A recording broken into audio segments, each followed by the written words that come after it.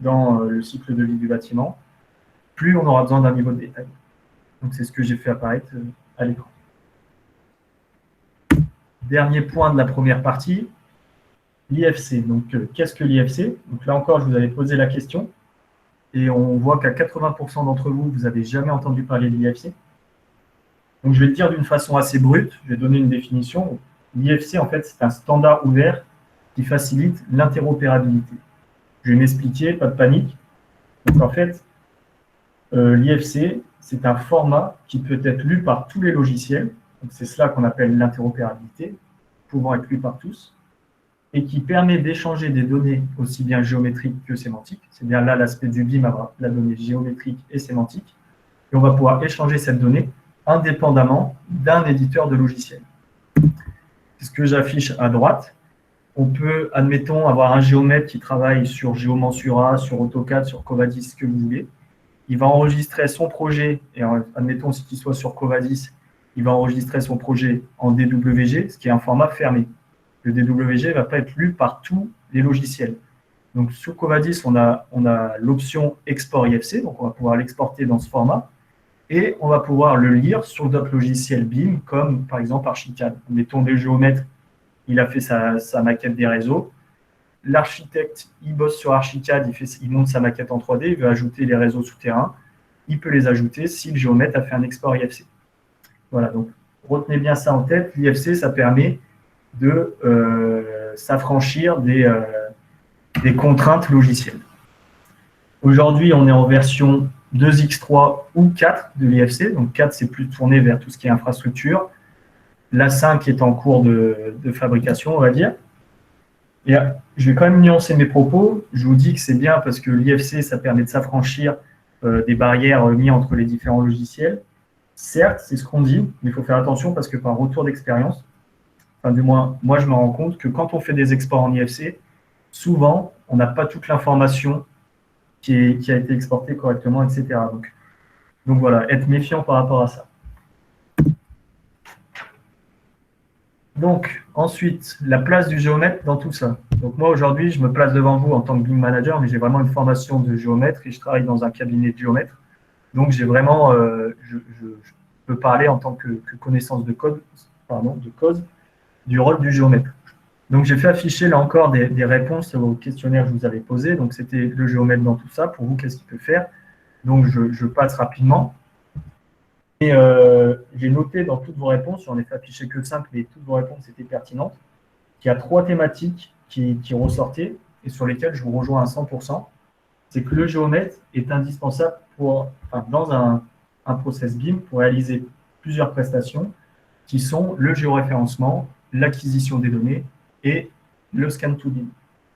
Je survole assez vite, mais le géoréférencement, je pense qu'on est tous d'accord pour dire que c'est la pierre angulaire du métier de géomètre, c'est vraiment notre base fondamentale et on va être indispensable pour réaliser ces tâches de géoréférencement, autant pour géoréférencer nos acquisitions par scanner, par tachyomètre, etc., que pour permettre l'assemblage des données de chacun des intervenants. Donc je m'explique un peu mieux, en fait, chaque intervenant va travailler de son côté. Si les maquettes n'étaient pas géoréférencées, on n'arriverait pas à les faire matcher. Donc ça, c'est vrai pour un bâtiment, mais ça le sera d'autant plus si on agrandit l'échelle et qu'on se tourne vers ce qu'on appelle aujourd'hui le CIM, City Information Modeling, donc à l'échelle d'un quartier. Donc voilà pour ce qui est du géoréférencement. Au niveau de l'acquisition des données, le géomètre, c'est quand même le spécialiste dans tout ce qui est mesure et mesure de précision. Et aujourd'hui, on a de nombreux outils sur lesquels je reviendrai après, qui nous permettent d'acquérir le patrimoine existant. Cette acquisition du patrimoine existant, ça nous permet de créer des nuages de points. Il faut savoir que c'est de plus en plus demandé, notamment parce qu'aujourd'hui, les bureaux d'études, les architectes, etc., commencent à savoir travailler avec des nuages de points. Donc, si on leur fournit un nuage de points géoréférencé et de qualité, ça leur va très bien. Mais aussi et surtout, on a pu le voir en France l'année dernière avec Notre-Dame, la cathédrale Notre-Dame qui a brûlé. On a de plus en plus de demandes pour faire de l'acquisition du patrimoine et sauvegarder en fait le patrimoine. Donc voilà, il faut savoir qu'on a cette casquette et que c'est relativement intéressant. Et enfin, on a ce qu'on appelle le scan to BIM qui va en fait consister à transformer le nuage de points en maquette telle que construite. Donc, telle que construite, souvent on retrouve maquette TQC, donc TQC telle que construite. Donc voilà pour les 3 aspects principaux. Mais il n'y a pas que ça, forcément. J'ai mis et encore, donc il y a la géomatique. Donc comme je l'ai dit la slide précédente, on a aujourd'hui un nouveau phénomène qui s'appelle le SIM, qui est à l'échelle de la ville. Et le SIM, c'est la convergence entre le BIM et le SIG. Donc là, vraiment, la géomatique aura toute sa place à prendre. Donc c'est important que les géomètres et géomaticiens soient préparés. Le géomètre, il intervient aussi dans des phases de récollement. Donc on peut retourner sur le terrain en phase d'exécution ou après les travaux pour relever des nouveaux éléments et les intégrer dans la maquette. On a un rôle de conseil. J'ai vu beaucoup dans vos réponses, j'ai vu beaucoup le mot conseil ressortir. Et là-dessus, je vous rejoins aussi à 100%. Le géomètre, il a un rôle de conseiller, fédérateur. On intervient souvent en premier sur le terrain. Donc, c'est important qu'on soit là dès le début et qu'on puisse travailler main dans la main avec les autres acteurs. Et enfin, un aspect contrôle de la donnée. On peut retourner sur le terrain, par exemple, dans les DOE. C'est de plus en plus demandé, les dossiers d'ouvrage exécutés.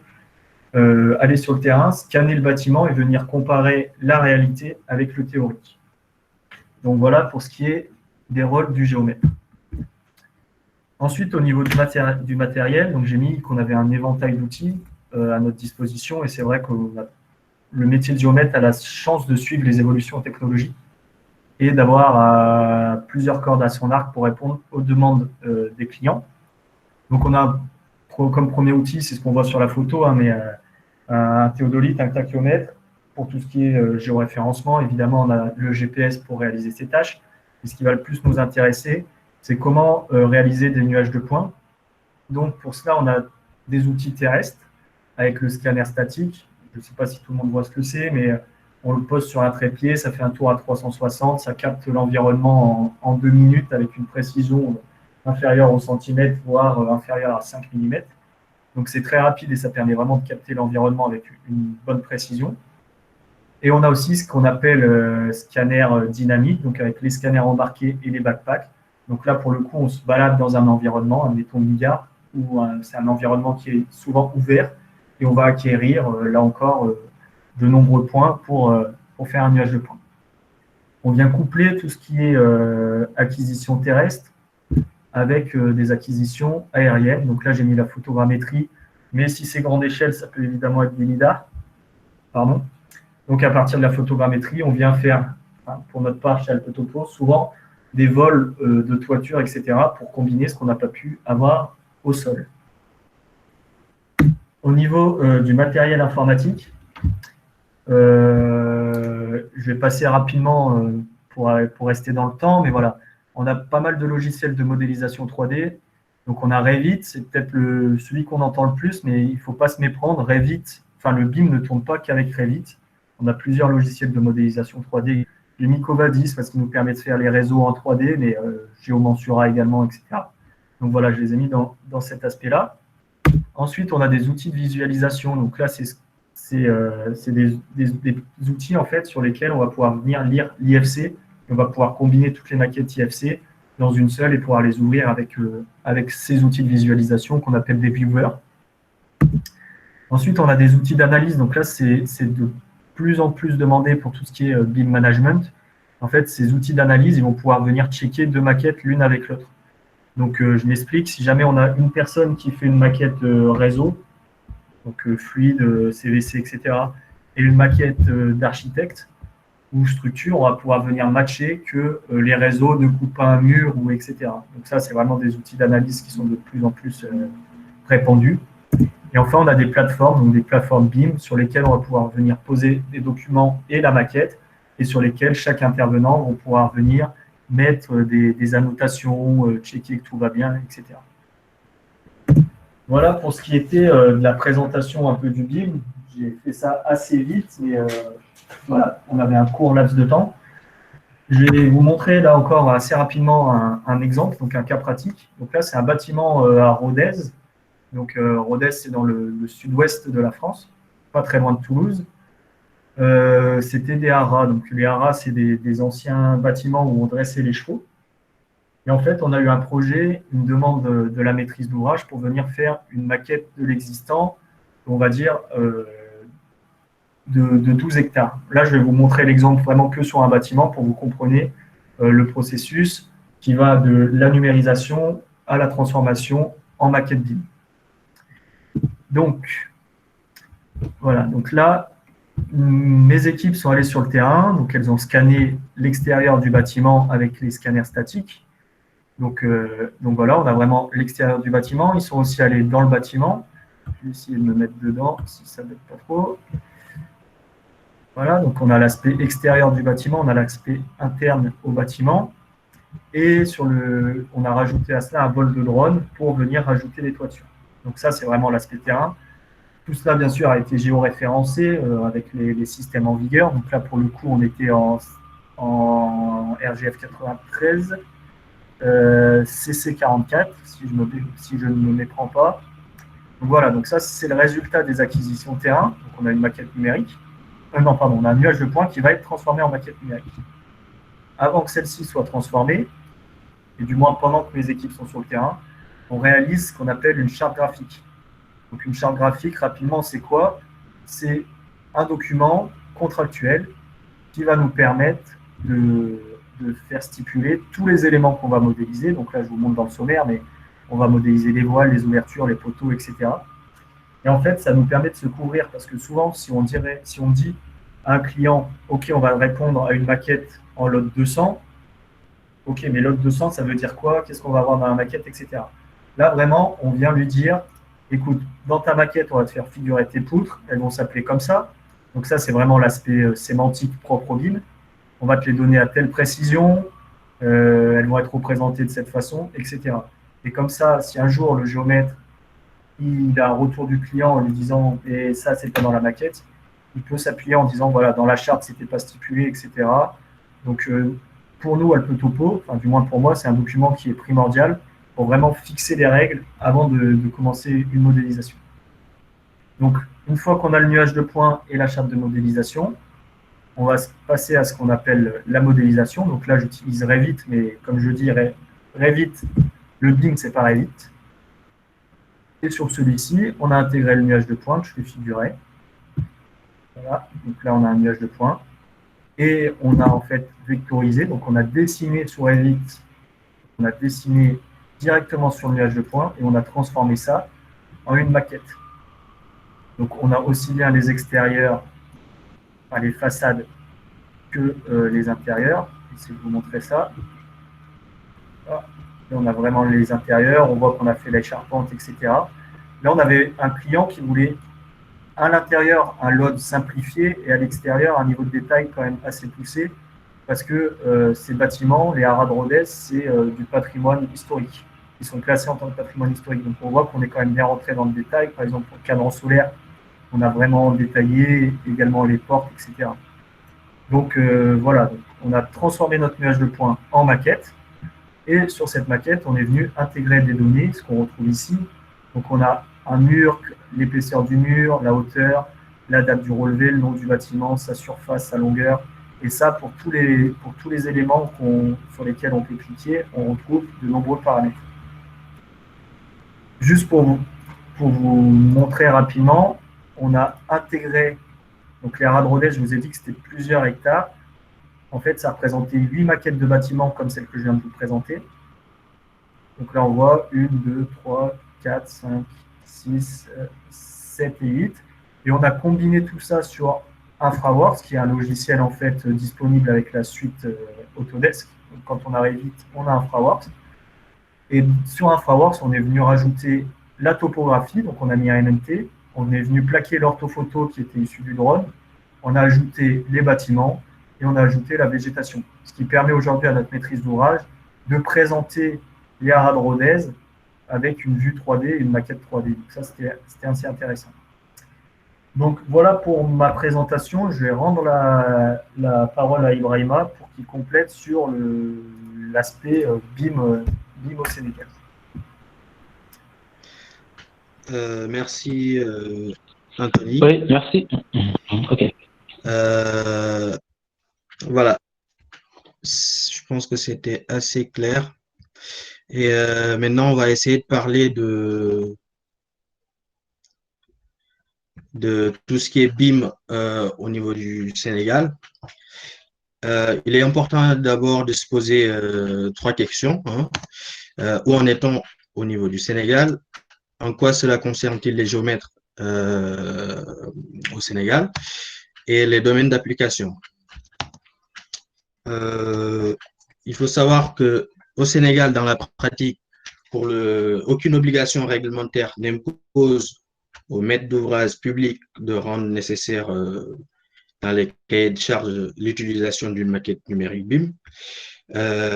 Cependant, certains cabinets d'architectes ainsi que de grandes entreprises BTP comme EFAS par exemple appliquent cette méthode de travail dans leurs projets car voilà, cette stratégie a fini de prouver son efficacité. Et dans la formation, c'est-à-dire un petit peu dans la théorie, on a BIM Africa, je ne sais pas si vous connaissez, mais qui est une communauté panafricaine de professionnels de la construction qui sont chargés justement d'informer, de sensibiliser et aussi de réglementer l'adoption du BIM au niveau de l'Afrique et en particulier aussi au Sénégal. Donc c'est un petit peu, ils sont chargés de faire du lobbying un petit peu, voilà. Donc si vous ne connaissez pas, je vous invite à aller sur leur site internet parce que tous les ans ils choisissent des étudiants ou des jeunes professionnels pour leur former sur la stratégie BIM. Donc, dans leur site internet, vous trouverez toutes les informations pour justement peut-être postuler si ça vous intéresse voilà, de faire du BIM. On a aussi BIM SN qui est une sorte de page qui parle de BIM au niveau du Sénégal. C'est voilà, c'est des petits professionnels, en quelque sorte des petits cabinets qui font à leur échelle hein, du BIM et qui utilisent des logiciels comme Archicad, par exemple.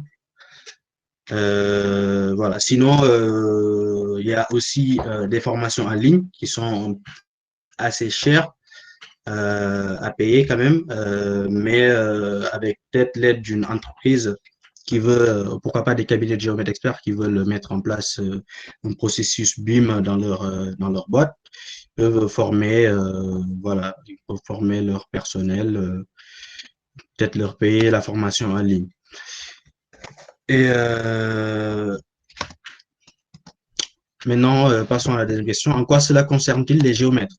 Donc, on sait que l'adoption des nouvelles technologies et du BIM dans le monde professionnel permettra aux géomètres du Sénégal déjà d'accéder au nouveau marché, hein, au nouveau marché qui utilise le BIM, de diversifier leur domaine de compétences, de ne pas faire que les travaux habituels du géomètre, les travaux classiques, hein, lotissement, implantation, et ainsi de suite.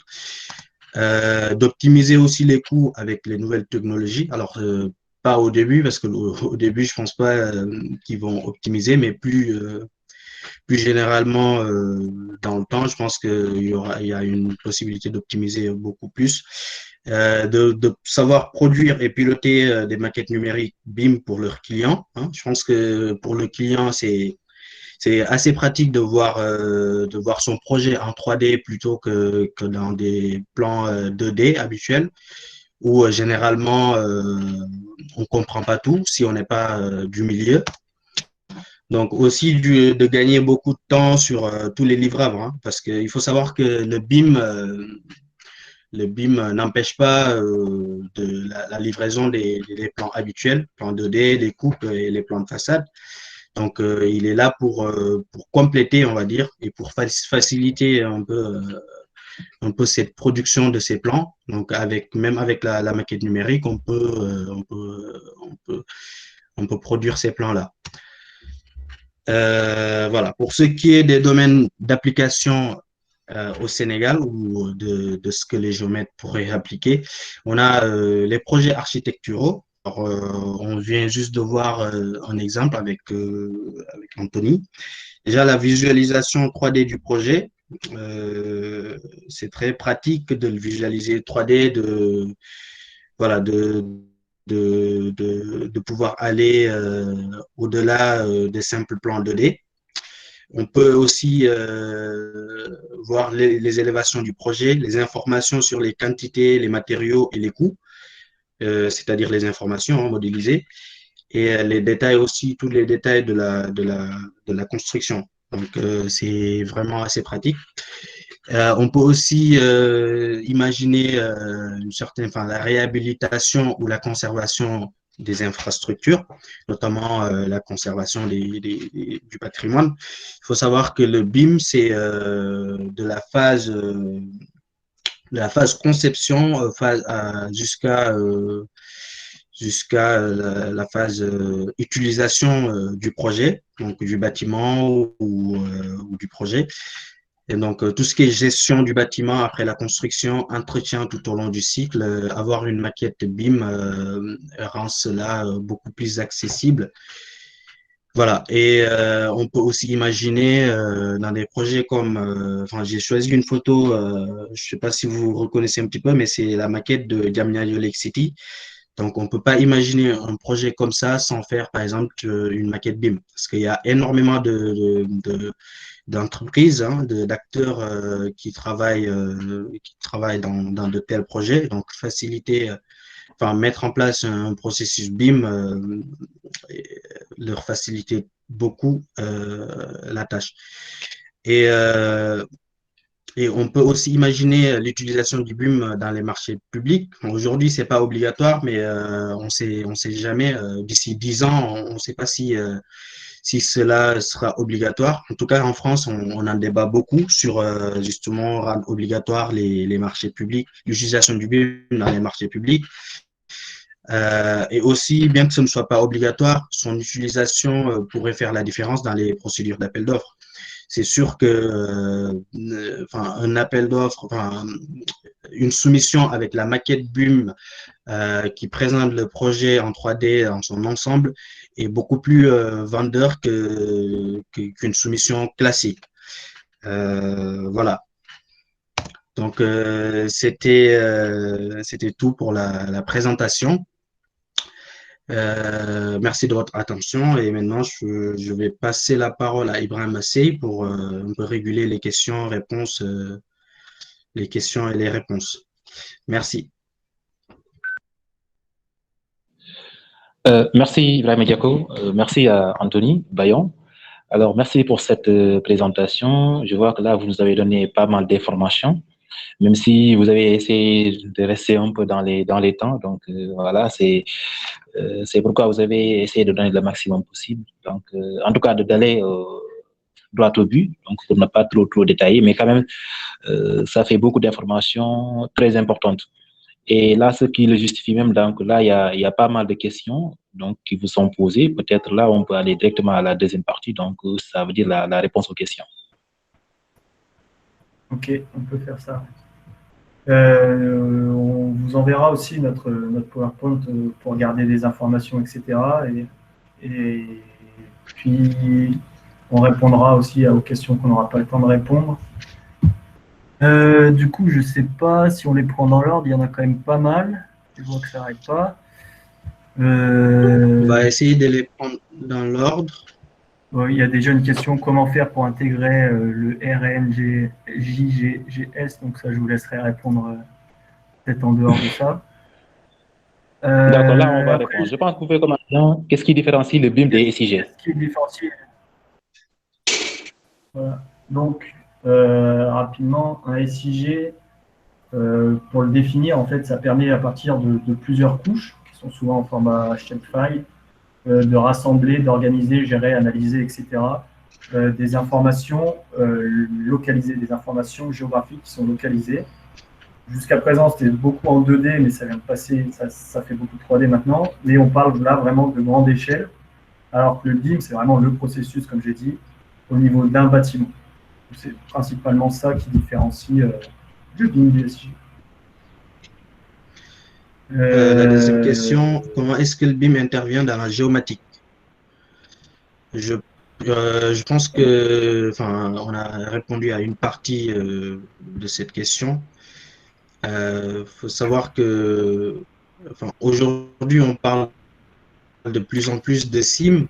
Je pense que Anthony, Ouais, tu l'as parlé, enfin, t'en as expliqué une partie tout de suite. C'est en fait c'est du BIM à l'échelle d'un quartier. Donc, on peut imaginer que justement ce SIM sera géré par des couches, hein, par une sorte de système d'information géographique. Et, euh, et justement, enfin, je ne sais pas si c'est le cas chez vous, Anthony, mais beaucoup de nos camarades, nous, ont fait justement des travaux de fin d'études sur ça, essayer de voir ouais, comment ben voilà. intégrer le BIM dans des systèmes d'information géographique. Voilà, tout à fait. Moi, j'ai bah, la thèse que j'ai, à la fin de mon master spécialisé, je devais faire une thèse et c'était l'intitulé, c'était enfin, le rôle du géomètre dans des projets SIM. Donc, c'était vraiment ça. Et aujourd'hui, on a plusieurs éditeurs de logiciels SIG, comme par exemple Esri, qui ont créé des petites passerelles, admettons, entre Revit. Il y a une passerelle entre Revit et ArcGIS qui permet de lire un modèle Revit dans ArcGIS. Et le modèle, il garde vraiment toute sa donnée. Et donc là, ça permet vraiment de mettre sur un SIG, du coup, ça permet d'intégrer le modèle BIM dans un SIG et d'avoir à notre disposition tous les outils d'un SIG. Donc ça nous permet de faire toutes les analyses qu'un logiciel SIG permet de faire sur des couches SIG. Maintenant, on peut le faire sur des données BIM. Voilà. D'accord. Et il y a une question de Mohamed Dabo qui dit, est-ce qu'on peut utiliser le BIM dans le foncier? Alors, Alors, tout à fait. Enfin, faut savoir que le BIM, c'est la modélisation des informations. Donc, on peut tout à fait modéliser les informations foncières dans un projet. Donc, on l'utilise de plus en plus, hein, des, dans la division en volume notamment, de modéliser ces informations pour respecter. Et je suis en train de penser je ne sais pas si je me trompe, Anthony, mais je pense qu'on peut même modéliser des documents d'arpentage, enfin, peut-être modéliser ouais, des documents d'arpentage ouais, dans le BIM. Donc, je vais compléter. ouais, vas-y. On peut intégrer de la donnée foncière, effectivement. Après, aujourd'hui, ça n'a aucune valeur juridique. Aujourd'hui, en France, on peut faire de la maquette BIM, mais on est obligé de passer par les plans 2D, etc., pour passer par le cadastre, etc. Par contre, la question, est-ce qu'on peut intégrer de la donnée? On peut l'intégrer, effectivement. On n'en fait pas beaucoup, je pense. Enfin, on n'en fait pas encore assez aujourd'hui en France. Il y a quelque chose qui prend pas mal avec le BIM, c'est ce qu'on appelle en fait les volumes capables. On intègre toutes les contraintes urbanistiques sur la parcelle et en Oui, fait, à partir de ça, ça nous sort un volume qu'on appelle le volume capable. C'est là-dedans qu'on peut monter notre bâtiment en 3D. Voilà.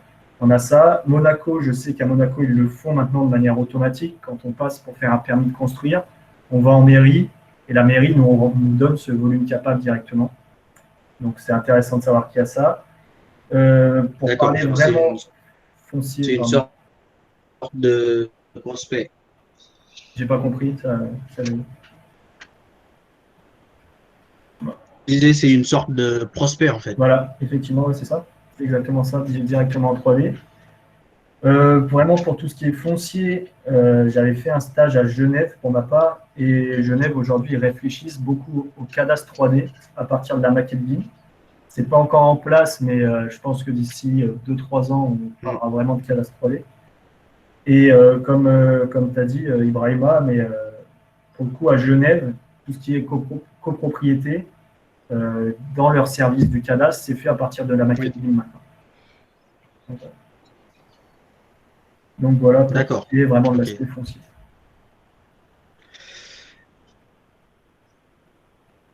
On a une autre question, les outils techniques pour la réalisation de BIM. Ça, il y en a beaucoup. On va peut-être pas trop rentrer dans le détail là-dedans, mais Il y en a énormément. C'est ce que j'ai affiché un peu tout à l'heure avec les outils de modélisation. Il y a Revit, Bentley, Archicad, Covadis.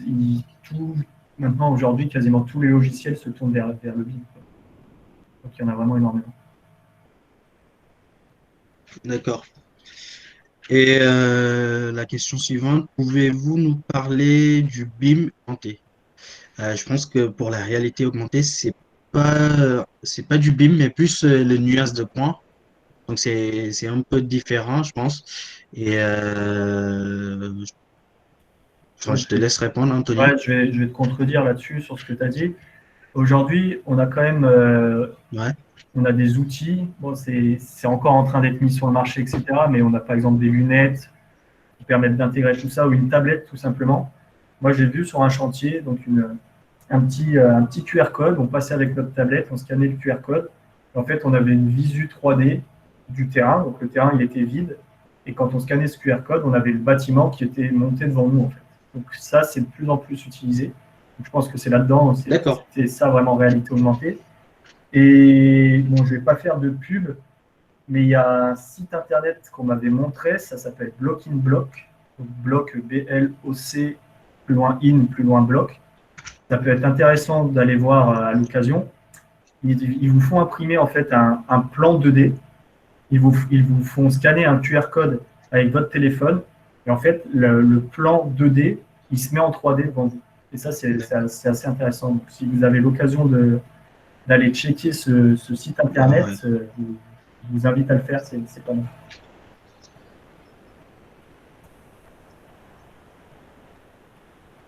d'accord, ok. Il y a une question. Quelle est la différence entre un bâtiment 3D réalisé sur AutoCAD et une maquette BIM? Bah, je pense qu'on a dit tout à l'heure, c'est vraiment Bah, l'aspect oui, la information différence. intégrée. Oui, c'est ça. C'est l'aspect modélisation des informations. Mm. Sur AutoCAD, on ne peut pas modéliser les informations. Comment pouvons-nous accéder au logiciel BIM, InfraOps et Revit, vu que les versions paquets sont difficilement accessibles aux étudiants? Tu réponds. On a un Ça, je décalage. pense Ouais. que c'est une question. Je dirais que ces logiciels, ils sont quand même disponibles en version étudiante. Donc, moi, je sais que je les avais en version étudiante. Donc, essayez de vous renseigner pour les avoir en version étudiante. Sinon, c'est vrai qu'après, c'est des logiciels qui coûtent quand même relativement cher et c'est un coût pour les mettre en place. Tout à fait. Le BIM est-il utilisé dans les projets linéaires? Alors, si je ne dis pas de bêtises, il me semble que c'était difficile d'intégrer justement les projets linéaires dans du BIM, mais qu'aujourd'hui, on en fait de plus en plus. Ouais, c'est ça. Et justement, il y a beaucoup de solutions qui permettent de faciliter cette intégration des projets linéaires dans des maquettes, quoi. C'est ça. Et on va dire jusque il y a deux ans en arrière, c'était très compliqué. Il y avait le Royaume-Uni qui était vraiment en avance sur tout le monde là-dedans. Les projets linéaires, on va dire aussi infrastructure, c'est ce qu'on appelle le BIM infra. Aujourd'hui, on a sorti, enfin, l'année dernière, on a sorti la version 4 de l'IFC qui en fait a été créé pour tout ce qui est projet linéaire et projet infra. Donc aujourd'hui, on a des logiciels qui permettent de faire des projets linéaires. Covadis le fait, mais il y en a d'autres. InfraWorks aussi, par exemple. Et on a de plus en plus, et maintenant, on a énormément de demandes pour réaliser du BIM infra sur des grands projets linéaires, style autoroute ou des choses comme ça. Oui, d'accord. Euh, le BIM perd le traitement, ça, je pense que tu l'as présenté l'orthophoto que tu as utilisé sur votre projet. Ouais, voilà. Donc, la mécanique BIM numérique, bien sûr, utiliser le traitement des données photogrammétrique. Pouvez-vous nous parler du BIM en termes de répondre? Oui. Ouais. Alors, en termes de coût, après, c'est ce qui est dit. Moi, par contre, je ne me place jamais en tant que maîtrise d'ouvrage, donc j'ai jamais un réel retour d'expérience sur combien m'a fait gagner le fait d'utiliser le BIM sur un projet ou tel projet.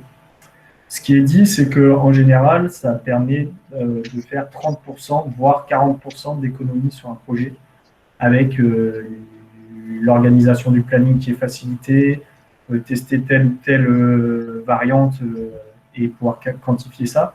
Donc voilà, on dit 30 ou 40%. Après, ça, c'est les résultats. Il faut savoir que avant de faire du BIM, ça a quand même un coût en amont. Il faut former le personnel, il faut avoir le matériel adapté.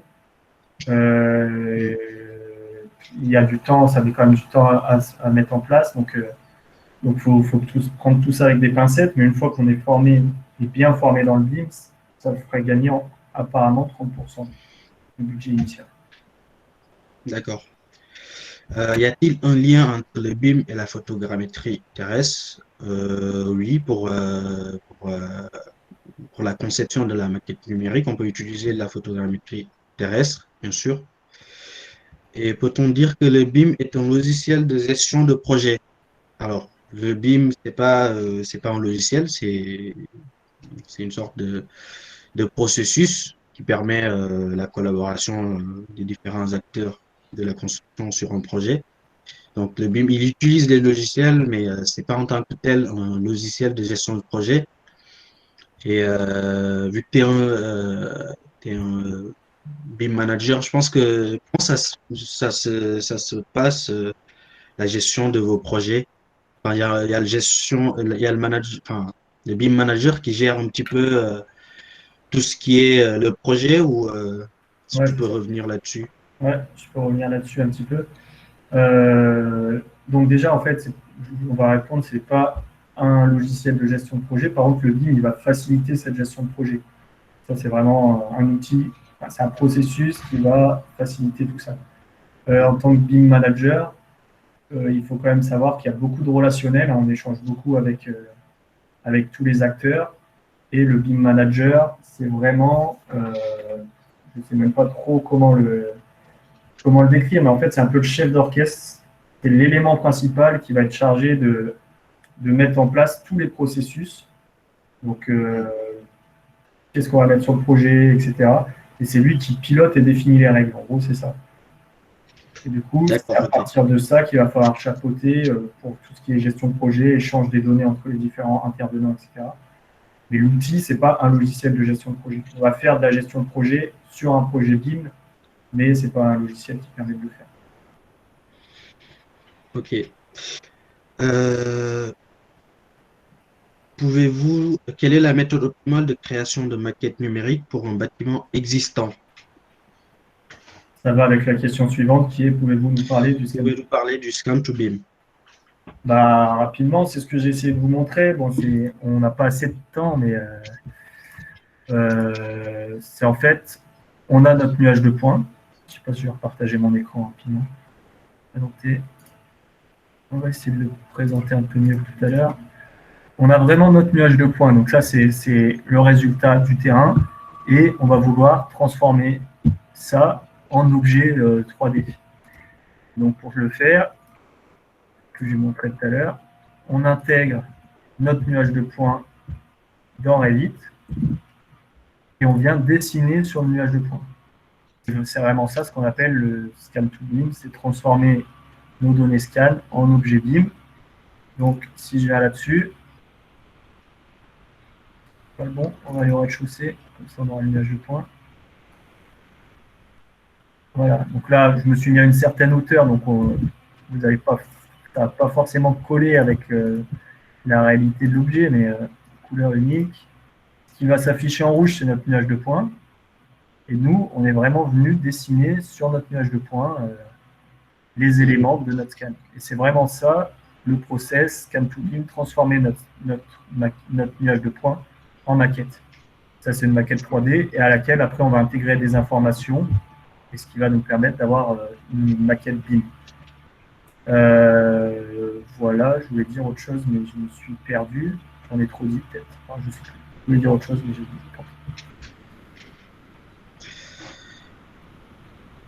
Ok, c'est assez clair.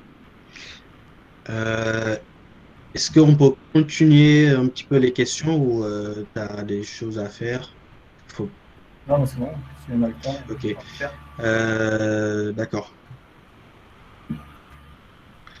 Alors, quelle est la gestion des contraintes de précision lors de la création de la maquette?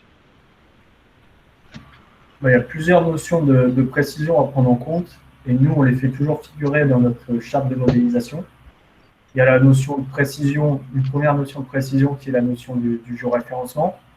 Donc là, ça va déjà savoir si la personne, elle veut qu'on soit déjà au millimètre ou au centimètre. Ça va définir si on fait du GPS post-traité ou du GPS temps réel, par exemple, juste ça. Ça, c'est la précision du géoréférencement, donc c'est la précision absolue. Après, il y a la précision relative. Après, il y a ce qui est précision de l'acquisition, savoir quel matériel on va utiliser, avec quelle densité, par exemple sur un scan, si il y a souvent 3 ou 4 niveaux de précision. Donc, il y a cette notion de précision à prendre en compte. Et après, nous, dans notre charte graphique, quand on la rédige, en fonction des besoins des personnes, on leur dit, voilà, on va vous modéliser ça avec une précision de 1, 2, 3, 5 cm. Ça dépend des attentes vraiment du client. Mais ça, on le fait figurer pour qu'il sache, parce que déjà, de base, il y a une source d'imprécision, comme on dessine à la main, par-dessus le nuage de points. Tout le monde, l'erreur est humaine et on va peut-être pas prendre le point millimètre, mais juste à côté. Donc, il y a ça à prendre en compte. Et voilà, quoi, se mettre d'accord aussi. Souvent, les clients, ça dépend quel type de projet, mais ils n'ont pas besoin que leur mur, ils soient au millimètre près, 1 cm, ça leur suffit. Il y a toutes ces données-là de précision qui sont à prendre en compte. Et je vais juste revenir, je me souviens ce que je voulais dire sur la question d'avant, le scan to BIM. Je vous ai montré, on dessine à la main. Il faut savoir qu'il y a de plus en plus d'algorithmes qui le font automatiquement. On a des nuages de points qui sont transformés quasi de manière automatique aujourd'hui en maquette. Donc, il faut prendre ça avec des pincettes. J'ai fait plusieurs fois le test. Si le nuage n'est pas super bien nettoyé, tout ça, les objets dalles, les objets voiles, tout ça, ils se mettent pas vraiment au bon endroit. Il faut avoir dans un coin de sa tête qu'on a des algorithmes comme ça qui se font de plus en plus.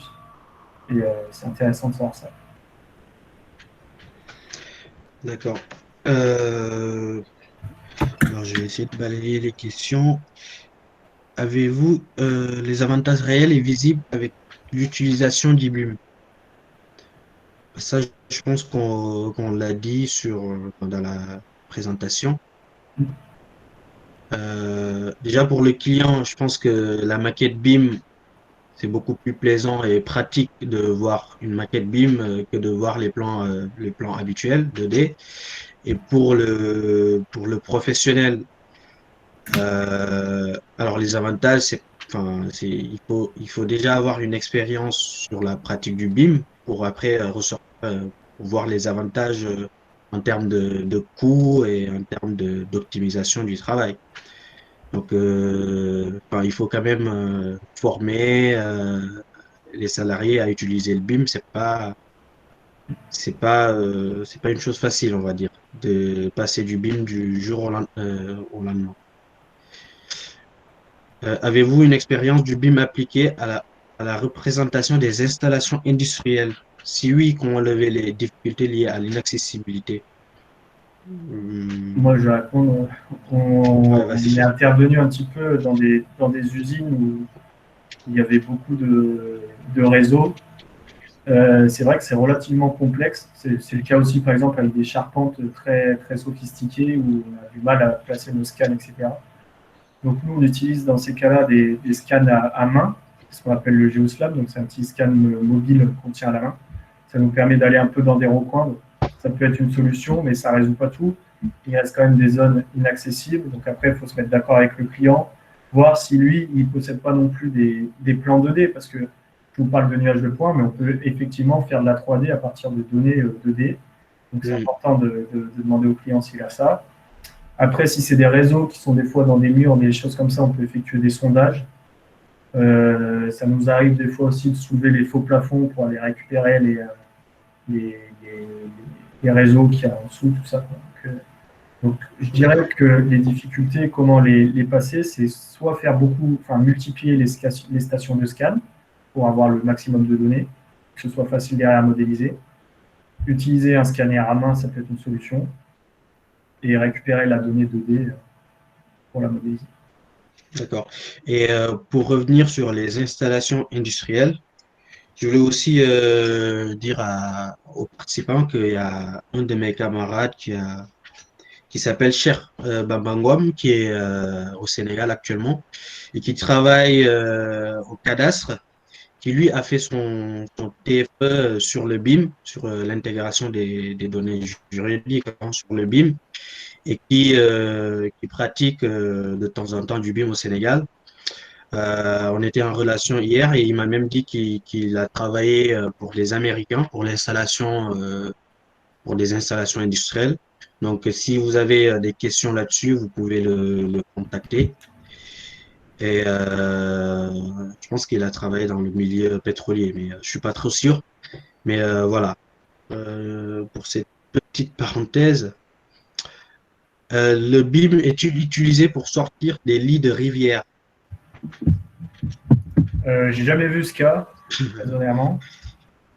Après, Ouais, plutôt pour sortir des choses comme ça, enfin, du moins, déjà, c'est sur un grand territoire, peut-être plus se tourner vers tout ce qui est photogrammétrie pour avoir le contour du cours d'eau.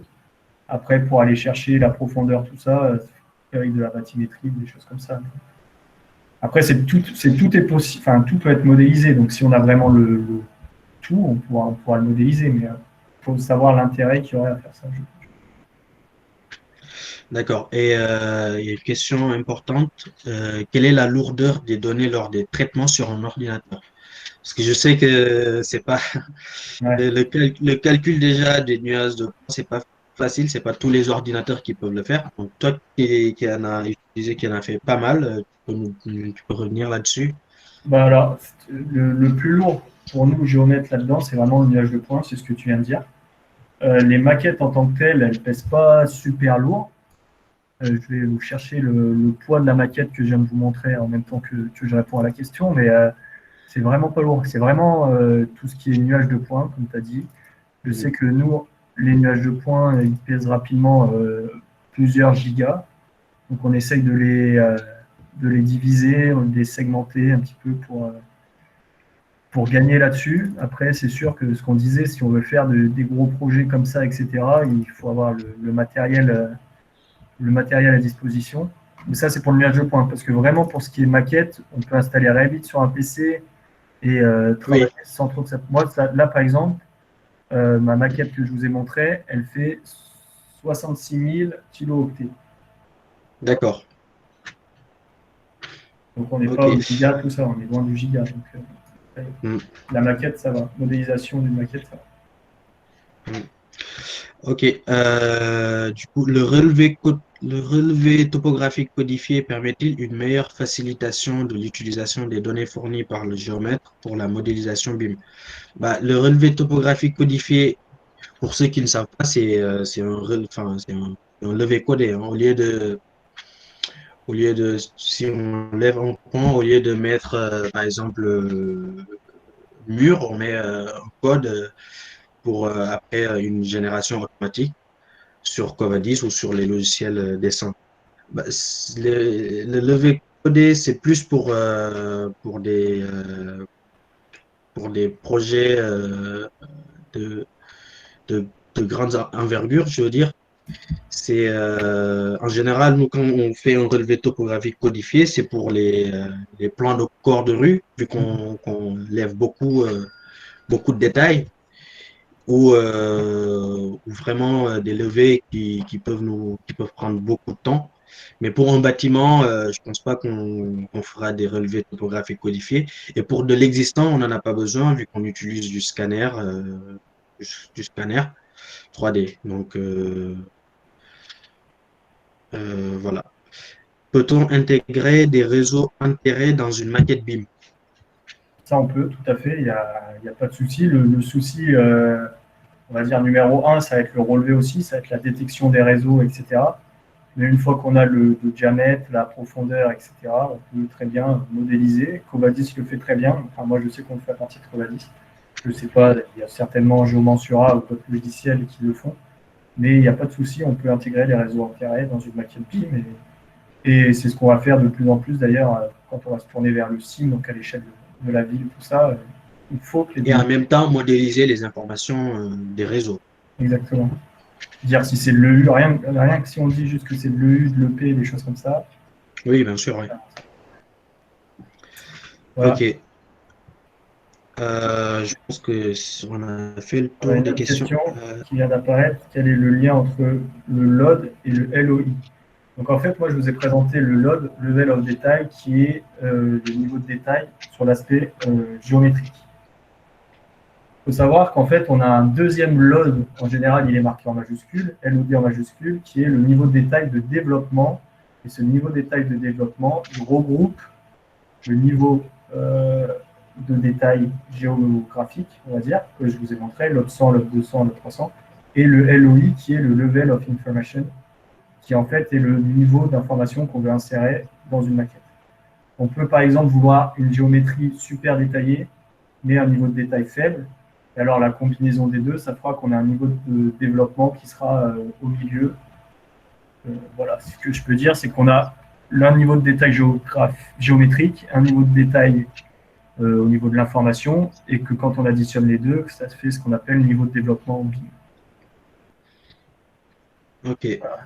Je ne sais pas si ça a été très clair, cette réponse. Mais du coup, je pense qu'il n'y a plus de questions. On va peut-être donner la parole à Ibrahim Osei pour clôturer. Oui, merci Ibrahim Diafo, merci Anthony Bayon. Merci pour cette belle présentation et aussi la réponse des réponses claires et nettes. Je pense que ceux qui avaient des inquiétudes ont pu avoir des réponses. Alors, merci aussi pour la présentation. C'est vrai que c'est pas évident. Vous avez pris un peu de votre temps pour venir partager vos connaissances et vos expériences avec nous.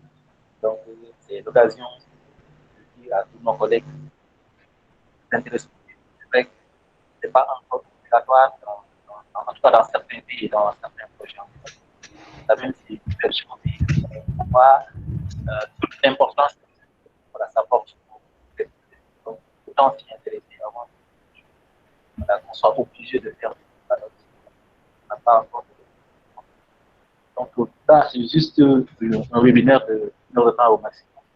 La présentation et la réponse aux questions. Donc, ce n'est pas une formation. C'est juste quelques informations que Anthony et Yafo partagent avec nous. Donc, voilà, on va parler un peu de la formation mais quand même, autant s'y intéresser, que ça permet dans les projets et ça permet aussi un peu de satisfaire le conseil son projet. En tout cas, l'aspect final, on va son projet avant même on est à le réaliser. Donc, c'est ça, Thiago nous a parlé de Team SL, mais aussi au Sénégal, il y a des pages qui a commencé à faire cela. On s'attend à ce que des cabinets de géométrie. Vous avez parlé de français en Belgique, de gérer les problèmes de communauté, etc. Donc, peut-être, déjà la présentation, je pense que les gens vont essayer de partager ça avec nous. Donc, Diaco et Anthony, si vous pouvez partager vos mails dans les commentaires, on vous contacte pour ça, pour d'autres choses. Maintenant, pour la présentation, vous l'aurez, en tout cas, surtout ceux qui font partie du réseau des jeunes et des géomaticiens, vous l'aurez dans vos boîtes mail. Et peut-être pour revenir à la première question, c'est de vous demander comment faire participer pour intégrer le réseau. Donc, juste, vous pouvez me contacter après, voilà, comment faire je vais partager mon adresse mail aussi mon téléphone. Contactement par WhatsApp, bien par l'adresse mail. Et comment faire pour intégrer le réseau. Là, bon, Diaco aussi, vous pouvez répondre à Taïn Delegna qui demande des contacts de Bangkok. Voilà, sur ce, je Je vous vais remercie. vous partager son mail. Voilà, exactement. Donc, le webinaire aussi est enregistré, donc on va en faire un sur YouTube. Après, on va vous partager le lien plus tard. Alors, je pense qu'il n'y a pas de questions encore ou bien de questions au niveau des présentateurs. Je pense que encore une fois, merci. Merci, merci pour C'était un ces plaisir. informations que vous avez partagées. Surtout vous, Anthony, voilà, Bianco, il fait partie de la famille. Pour vous aussi, vous faites partie de la famille maintenant. Bianco, il est déjà membre, donc c'est évident. Ah, c'était D'ailleurs, intéressant. c'est lui-même qui a fait la démarche. On connaît ça quand la démarche. Partager toutes ces informations avec lui. Bien qu'il soit en France, il a toujours une pensée avec lui. Il s'aide toujours tout le temps de discuter au Sénégal pour le remercier. Donc, ça, c'était le deuxième webinaire au deuxième de naturellement, d'autres webinaires en plus. On vous donne rendez-vous très bientôt pour le webinaire. Merci.